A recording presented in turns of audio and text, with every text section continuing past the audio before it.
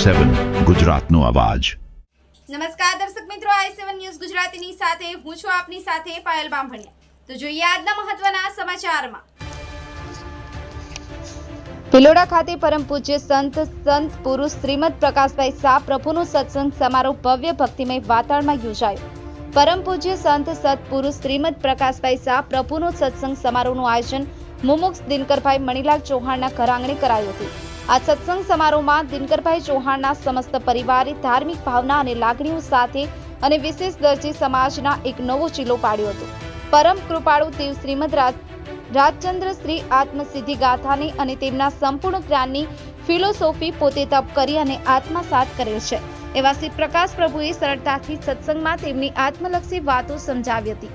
આ સમારોહમાં ભિલોડા, ગોધમજી, ચોરીવાડ, વસાઈ, મુનાઈ સહિત ગામોના ભક્તો કે શ્રીમદ જયસિંહ બાવજી તથા શ્રીમદ પ્રકાશ પ્રભુની પરમ ભક્તિ થાય છે તેવો સર્વેએ ભક્તોનો લાભો લીધેલ હતો।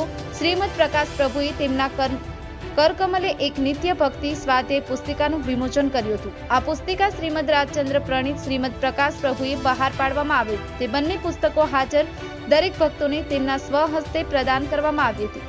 સત્સંગ સમારોહમાં ભારત સરકારના કોર્પોરેટ બાબતોના મંત્રાલયના જોઈન્ટ ડાયરેક્ટર યોગિનીબેન ચૌહાણ ઉપસ્થિત રહ્યા હતા અને સત્સંગનો લાભ લીધો હતો। આ સત્સંગ સમારોહ નિમિત્તે મુમુક્ષ દિનકરભાઈ ચૌહાણ સહિત ભક્તો દ્વારા દાન એકત્ર કરાયું હતું। બ્યુરો ચીફ કૌશિક સોની, i7 ન્યૂઝ ગુજરાતી, અરવલ્લી।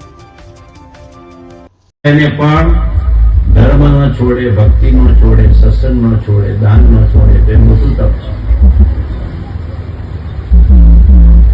ઉપવાસ ને એકાસણ બેસણા ના થાય તો ચાલે, પણ જ્યાં જીવો છો ત્યાં થોડું ખમી ખાઓ, ગ્રસ્તાશ્રમ સફળ થઈ જાય।